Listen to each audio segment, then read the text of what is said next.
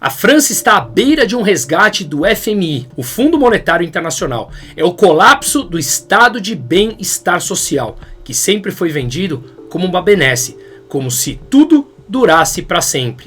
O dinheiro dos outros acaba. Novidades? Aqui, zero. Afinal de contas, a matemática nunca mentiu. Mas isso tem muita semelhança com o Brasil atual. Vamos entender, será que estamos no mesmo caminho? Vamos aos dados.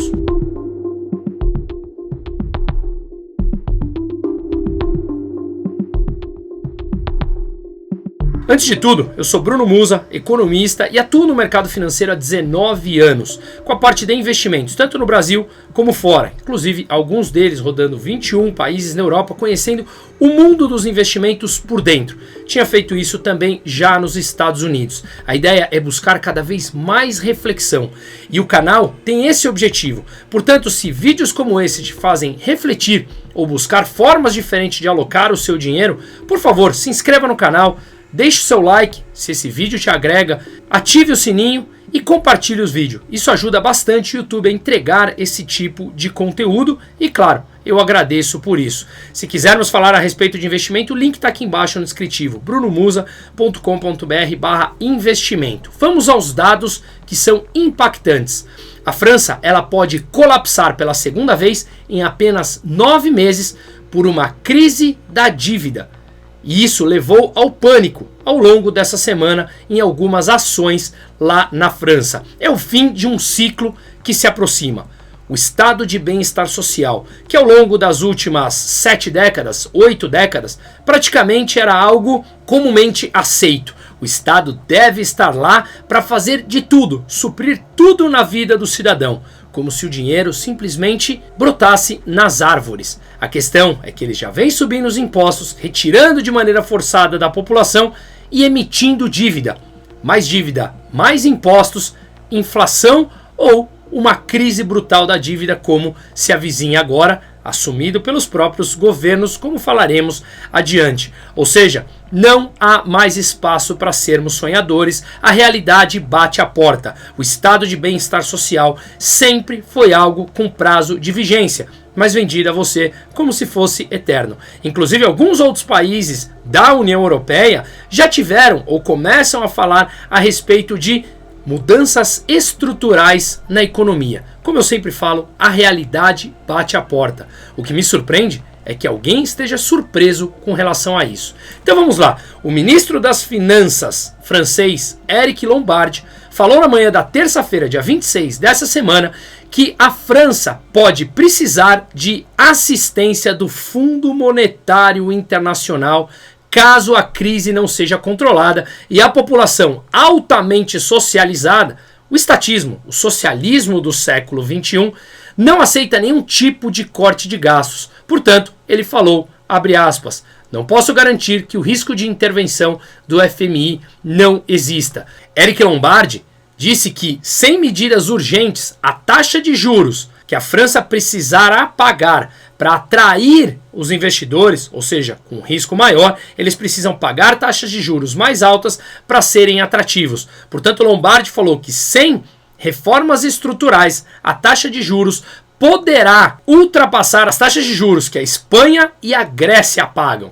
Mas vamos aos números então, porque segundo ele, se isso acontecer, abre aspas, realmente teremos caído para o fim da lista na União Europeia. E acredito então que já caíram. O que os títulos públicos franceses estão pagando, aqueles que estão dispostos a financiar o déficit do governo francês, está agora em 3,5%. O da Espanha, 3,1%. E o da Grécia, 3,4%. Portanto, a França superou os dois países. Vamos olhar o mesmo gráfico agora num período menor, apenas a partir de abril desse ano.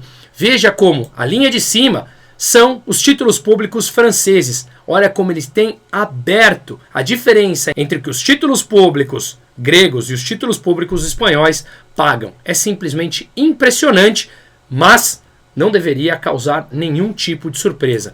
Na terça-feira dessa semana, as ações de bancos franceses como BNP Paribas caíram mais de 5%. Société Générale, a mesma coisa. Seguradoras como a AXA, também um tombo extremamente relevante. E nenhuma, obviamente, voltou ao patamar pré-anúncio, que não deveria causar surpresa porque os dados sempre foram públicos. François Bayrou, que é o primeiro-ministro do presidente Emmanuel Macron, fez um apelo surpresa na segunda-feira, dia 25 dessa semana, para uma votação de confiança no parlamento que será realizada em 8 de setembro, para abordar a gravidade do problema. Já ultrapassou a gravidade. A dívida e o déficit francês cresceram praticamente sem controles, dito pelo próprio François Bayrou. Então, vamos analisar os números. A dívida da França hoje está por volta de 113% do PIB, algo como 3,3 trilhões de euros. Pré-pandemia, em dezembro de 2019, a dívida era de 97%. Ou seja, uma dívida que cresceu 14 pontos, 15 pontos percentuais nesse período de 5 anos. O Lula está bem parecido com isso, hein? Em números, mas falaremos logo mais. Portanto, os juros, segundo François Bayrou, em 2029 se tornarão a principal despesa do governo, ultrapassando 100 bilhões de euros por ano. A França e a Alemanha, lembrem, são os dois motores da União Europeia e os dois estão enfrentando problemas sérios, e ambos pelo ponto de vista fiscal, que obviamente ocasiona todo o restante dos problemas. Inclusive, o primeiro-ministro Merz da França falou ao longo dessa semana que o país precisa urgente de medidas estruturais e não apenas medidas pontuais. Os partidos de oposição na França vêm prometendo votar contra o plano de corte de gasto de Bayrou, que está por volta de 44 bilhões de euros. Eu já fiz um vídeo detalhando isso. Vale lembrar que não são cortes de 44 bilhões. Inclusive tem aumentos por volta de 5 bilhões de euros de aumentos de impostos, que a França acha que arrecadará mais. Vale lembrar que em 2012, François Hollande, o ex-primeiro-ministro francês socialista, que implementou impostos sobre grandes fortunas, ele mesmo um ano depois derrubou a sua própria lei, porque viu que foi completamente inócuo. Afastou milionários, levando o seu dinheiro embora, levando quem gera emprego embora do país, e eles arrecadaram por volta de 0,1% do déficit, ou seja, absolutamente nada. Tanto é que ele mesmo voltou atrás. Portanto, esse corte de 44 bilhões, ele é mais ou menos, envolve inclusive aumento de impostos, como eu falei. E o pior, olha só a população. Dentre as mudanças propostas está o fim de 2 feriados nacionais para que as pessoas passem a trabalhar mais. Aquela ideia de trabalhar 4 dias por semana também já vai caindo por terra. Inclusive eles querem voltar a trabalhar em alguns momentos 6 dias por semana. Ou melhor, o governo propor. Mas a princípio cortar 2 feriados nacionais. A população se indignou com isso. Imagina a população quão ignorante está ou com a venda tapada pela farsa socialista que trabalhar 2 dias a mais por ano ou ter uma crise brutal fiscal, eles preferem a indignação de ter que trabalhar 2 dias a mais. É simplesmente impressionante. Obviamente sempre eles, em qualquer parte do mundo, os sindicatos que se opõem aos cortes anunciados por François Bayrou se reuniram ao longo dessa semana para discutir como proceder, enquanto obviamente cresciam os apelos nas redes sociais para fechar a França. Olha o pedido dos sindicatos, como eu falei, sempre eles em todo lugar do mundo. Feche a França em 10 de setembro, boicotando o trabalho, as escolas e as lojas. Esses eram os pedidos dos parasitas dos sindicatos franceses. E os do Brasil são bem parecidos. François Bayrou disse aos legisladores que eles tinham 13 dias para escolher entre o caos ou a responsabilidade. Ora, só agora? Há anos a gente vem falando, seja nesse canal ou em tantos outros, que a busca pela responsabilidade, ela deve ser sempre incansável. Não abrir mão da busca por geração de superávit. Caso contrário, você está empurrando a poeira para debaixo do tapete e a coisa tende a se agravar e muito. A Polymarket, um site de apostas em criptomoedas, deu 83% de chances de Bayrou ser destituído antes do final de setembro do seu cargo.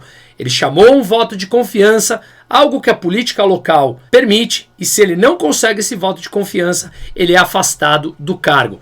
Ou seja, tudo isso, o que a França chegou, ela já tinha problemas anteriores, mas eles foram exacerbados por políticas de gastos durante a pandemia feitos por Emmanuel Macron. Além disso, políticas da agenda woke, que por fim vem caindo, de dependência energética da Rússia. Quando explodiu a guerra por lá entre Rússia e Ucrânia, a gente já viu a dependência de energia, que não apenas a França, mas toda a Europa ficou, levou a uma inflação altíssima, e muitos desses países foram abandonando a sua matriz energética, porque eles diziam que eram poluidores, apesar da França produzir grande parte da sua energia em energia nuclear, que é a mais limpa, mais segura, mais estável, mas também veio desligando algumas usinas geradoras de energia nuclear, tudo pelo ex-politicamente correto, a agenda woke que vai salvar o mundo, o colocaram com uma inflação muito alta e uma escassez, obviamente, de energia.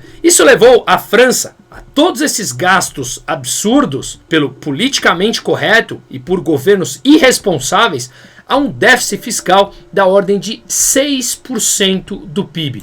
Portanto, François Bayrou seria a terceira convulsão política depois que Emmanuel Macron dissolveu o parlamento no verão passado europeu, logo antes dos Jogos Olímpicos de Paris. E o que ele queria com isso? Tentar impedir que Marine Le Pen, considerada de extrema direita, apesar de eu ter as minhas divergências com ela, porque ela é intervencionista, ela quer um Estado maior, apesar de ter valores à direita, que eu estou mais de acordo com ela, ela tem uma ideia intervencionista que eu discordo por completo. Mas Emmanuel Macron dissolveu o parlamento antes dos Jogos Olímpicos de Paris para tentar impedir que Marine Le Pen ganhasse mais poder político. A verdade é que o tiro saiu pela culatra e levou o parlamento a uma divisão bastante severa e a um novo primeiro-ministro chamado Michel Barnier. Michel Barnier caiu meses depois, em dezembro, com uma tentativa fracassada de colocar as finanças do governo francês em ordem. Mais uma vez, o estatismo, o DNA europeu e francês, o socialismo do século XXI, venceu Michel Barnier, que não conseguiu cortar gastos. E agora, Bayrou enfrenta o mesmo problema e daqui a pouco provavelmente veremos os sindicatos colocando fogo nas ruas de Paris. Um país altamente estatizante. Repito, o socialismo do século XXI. A França está morrendo como conhecemos. A Europa, a mesma coisa. Ou eles mudam e cortam gastos, ou a situação será severa. E a culpa é sempre de políticas socialistas ou sociais-democratas, que na verdade dá na mesma. Muda apenas a velocidade da destruição. E a relação do crescimento da dívida PIB no Brasil é exatamente a mesma. Já crescemos mais de 7 pontos percentuais a nossa dívida frente ao PIB apenas nesse governo de projeto de poder Lula 3, que eu já fiz vários outros vídeos aqui. Portanto, a gente conversa disso diariamente com os membros da comunidade. O QR Code está aqui na tela. Entre, discuta, vamos refletir. Senão, continuaremos dependentes de burocratas de turno. E o que eles querem? Te vender que uma distribuição de dinheiro que muitas vezes não existe será bom para você, sem te conhecer, sem perguntar o seu nome, sem querer te conhecer. Reflita. Seguimos.